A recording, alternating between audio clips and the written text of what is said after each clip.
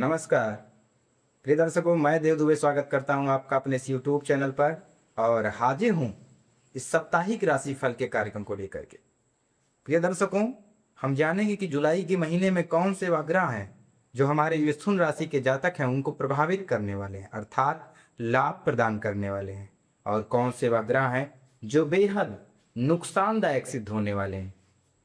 तो कार्यक्रम प्रारंभ करने से पहले मैं आपको बता दूं, यह जो कार्यक्रम है आपके जन्म राशि पर आधारित, अर्थात इसको आप अपने जन्म राशि के आधार पर देख सकते हैं। यदि हाँ आपको अपनी जन्म राशि नहीं पता है तो आप इसको अपने नाम राशि के आधार पर भी देख सकते हैं। तो चलिए वार के स्वामी नवग्रहों को नमन कर कार्यक्रम प्रारंभ करते हैं। जैसा कि आप देख रहे हैं, मिथुन लग्न का चार्ट आपके सामने दिखाई दे रहा है। सबसे पहले हम लोग बात करेंगे हेल्थ की, अर्थात स्वास्थ्य के दृष्टिकोण से समय कैसा होगा। स्वास्थ्य जिनका ठीक नहीं था, स्वास्थ्य ठीक होने के योग है या नहीं, जिनके स्वास्थ्य में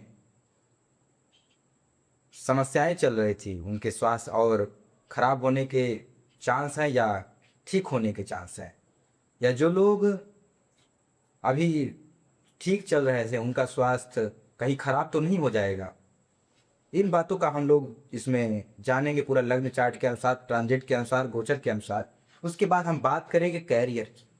कैरियर में कौन सा वह निर्णय है जिन्हें आपको लेना चाहिए और कौन सा वह निर्णय है जिसे आपको लेना नहीं चाहिए। उसके बाद हम बात करेंगे बिजनेस की, व्यापार की। क्या कोई नया बिजनेस प्रारंभ करना उचित होगा या नहीं, या जो लोग जिनका बिजनेस पहले से चल रहा है उन्हें बिजनेस में वो कोई डाउनफॉल जाएगा या कुछ बढ़ती हुई चीज़ें दिखाई देंगी। इस सारी बातों को हम लोग यहाँ पर जानेंगे। उसके बाद हम बात करेंगे जॉब की। जो लोग जॉब के लिए ट्राई कर रहे हैं, जो लोग जॉब के लिए इंटरव्यू दिए, उनके जॉब लगने के योग हैं या नहीं, जो लोग प्रमोशन चाहते हैं उनका प्रमोशन होगा या नहीं। उसके बाद हम बात करेंगे लव लाइफ, प्रेम संबंध। क्या जो लोग अपने लव पार्टनर को प्रपोज करना चाहते हैं उनको सफलता मिलेगी या नहीं, उनके लाइफ में कोई और नया आएगा या नहीं, या जो लोग रिलेशनशिप में हैं उनके ब्रेकअप होने के योग तो नहीं है, या जिनका ब्रेकअप हो गया उनके सोलमेट पुनः वापस आने के योग है। उसके बाद हम बात करेंगे स्टडीज़ की, पढ़ाई लिखाई की। क्या कोई नया निर्णय लिया जा सकता है या नहीं, पढ़ाई का जो फेज है कैसा होगा, जिनको पढ़ाई को लेकर के रिजल्ट का इंतजार था उनके लिए समय कैसा, जो लोग कॉलेज में एडमिशन लेना चाहते हैं उनके लिए समय कैसा रहने वाला है। उसके बाद हम लोग बात करेंगे सबसे महत्वपूर्ण विषय लक की, भाग्य की। भाग्य इनका साथ देगा या नहीं। जो लोग भाग्य के दम पे निर्णय लेकर के काम करते हैं उनके लिए समय कैसा रहने वाला है। उसके बाद हम बात करेंगे ट्रेवल की, यात्रा की। यात्रा में कोई घटना या धन संबंधित हानि, या यात्रा में कोई लाभ, या यात्रा करना सुखद होगा या नहीं। सारी गतिविधियों को देखते हुए हम लोग बात करेंगे कौन सा वह उपाय है, कौन सा वह दान, कौन सा वह स्नान, कौन सा वह जप, जिसे करके अभी जो मैं आपको समस्याएं बताऊंगा उस समस्याओं से बचा जा सकता है। तो कार्यक्रम प्रारंभ करने से पहले मैं आपको बता दूं, यह कार्यक्रम यदि आपको पसंद आए तो आप हमारे चैनल को सब्सक्राइब कर लें, लाइक करें, शेयर करें, कमेंट करें। तो चलिए, जैसा कि आप देख रहे हैं मिथुन लग्न का चार्ट आपके सामने है। लग्न में सूर्य ट्रांजिट कर रहे हैं, गोचर कर रहे हैं फर्स्ट हाउस में। लग्न में सूर्य का मिथुन राशि में ट्रांजिट करना कहीं न कहीं ये दर्शाता है यह समय आपके लिए बेहद उत्तम रहने वाला है। अर्थात कह सकते हैं जो भी आप निर्णय लेंगे उसमें समस्या, हाँ थोड़ा स्वास्थ्य में सर संबंधित, अर्थात सर में थोड़ा सा पेन या सर भारी भारी सा महसूस होगा, सर में दर्द होने के योग। वहीं बात करते हैं धन संबंधित आपको लाभ होगा, आय संबंधित लाभ होगा। बाड़ी से आपका कोई ऐसा कार्य जो बन सकता है, जो रुका हुआ था आपके बाड़ी के द्वारा बनने के योग दिखाई दे रहे हैं। इसलिए इन चीज़ों को गौर करें और जो आपकी बाड़ी है उसे थोड़ा और प्रभावशाली बनाएं और आपका जो रुका हुआ कार्य पूर्ण होने के योग दिखाई दे रहे हैं। वही बात करते हैं भाई बहन से लाभ के योग, बड़े भाई से छोटे भाई से लाभ के योग दिखाई दे रहे हैं। यही वही आपको उनके अनुसार तो आपको लाभ होगा, उनसे तो आपको लाभ होगा, लेकिन कहीं ना कहीं आपको वैराग्य अर्थात उनसे अलगाव महसूस होगा। थोड़ा अलग अलग से आप रहेंगे, कट कट के रहेंगे। अब बात कर लेते हैं स्वास्थ्य की। स्वास्थ्य के दृष्टिकोण से मैंने आपको अभी को बताया, सर थोड़ा सा भारी रहेगा, सर में दर्द या सर में पेन होने के योग हैं।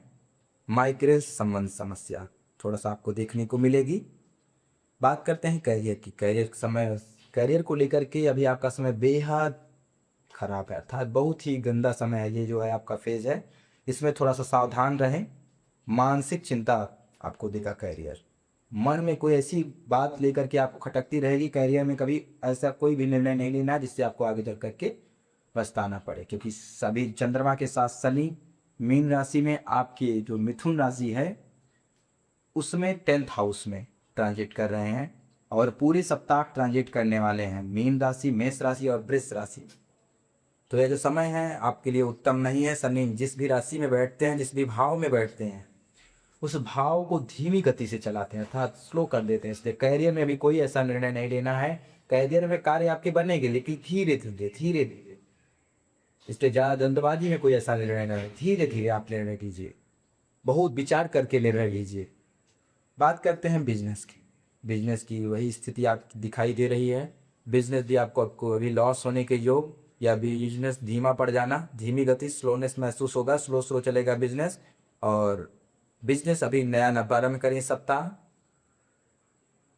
और जो रुके हुए कार्य हैं उनको धीरे धीरे चलने में, जैसे भी जो स्थिति में अभी चल रहे हैं, कोई नया कार्य प्रारंभ नहीं करना है। बिजनेस से संबंधित, व्यापार से संबंधित, उद्योग से संबंधित, जो जॉब से रिलेटेड आपकी जो समस्या है वो अभी सॉल्व नहीं होगी। जॉब में जो प्रॉब्लम अभी चल रही है बढ़ भी सकती है। जो लोग इंटरव्यू दिए हैं उनके जॉब नहीं लगने के योग है, अर्थात जॉब नहीं लगेगी। हाँ लगेगी तब जब आप थोड़ा सा अधिक स्ट्रगल करेंगे, मेहनत करेंगे। शनि कहता है पहले तुम प्रयास करो, अथाह मेहनत करो, तभी आपको चमकाएगा। हाँ शनि का जो प्रॉब्लम है, अर्थात आपको अपने कर्म के प्रति ईमानदार रहना, तो आपको निर्णय पॉजिटिव होते हुए दिखाई दे। जो लोग इन समस्याओं से बचना चाहते हैं उन लोगों को यही करना है, अपने कर्म के प्रति ईमानदारी से। जॉब में अभी कोई ऐसा निर्णय न लें, जॉब लगने के योग नहीं है। और अब बात करते हैं लव लाइफ।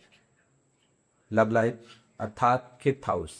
5th हाउस के जो स्वामी हैं अर्थात राशिपति हैं शुक्र हैं, जाकर के सूर्य की राशि में केतु के साथ ट्रांजिट कर रहे हैं। और समय उत्तम नहीं है स्वास्थ्य, तो लव लाइफ को लेकर के समय उत्तम नहीं है, अर्थात कह सकते हैं नॉर्मल स्थिति रहेगी। जिनके ब्रेकअप हो गए हैं, जो लोग सोचते हैं कि वापस आ जाएगी, अभी आने के योग नहीं, नॉर्मल स्थिति चलेगी। जिनका भी चल रहा है वो थोड़ा सावधान रहें, अर्थात जो रिलेशनशिप में है थोड़ा सा सामंजस्य बना के चलें। जो आपका लव पार्टनर है, सोलमेट है, उनके साथ और विशेष कोई ऐसी स्थिति नहीं दिखाई दे रही है, लेकिन थोड़ा सावधान होकर के चलना जरूरी। बात करेंगे स्टडीज़ की, अर्थात पढ़ाई लिखाई को लेकर के समय बेहद उत्तम रहने वाला है, उसमें कोई भी प्रॉब्लम नहीं होगा। आपको पॉजिटिव रिजल्ट आने के योग हैं, पढ़ाई में आपको लाभ मिलने के योग हैं। और पढ़ाई को लेकर के समय बेहद उत्तम है, उसमें कोई समस्या नहीं है। वही बात करते हैं लक की, भाग्य आपका साथ देगा यार? जी बिल्कुल नहीं, भाग्य भी आपके पक्ष में नहीं है। भाग्य के दम पे कोई भी निर्णय ना ले। और जो लोग भाग्य के दम पे निर्णय ले रहे थे, अगर इस समय वो निर्णय लेंगे तो लॉस में जाएंगे।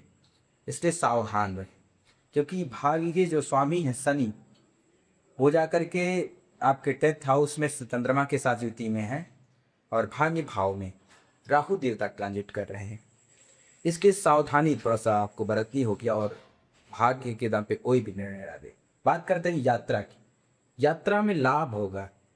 यात्रा, जो लोग रियल एस्टेट से संबंधित काम करते हैं, वो लोग जमीन से जुड़े हुए कार्य को लेकर की यात्रा करें।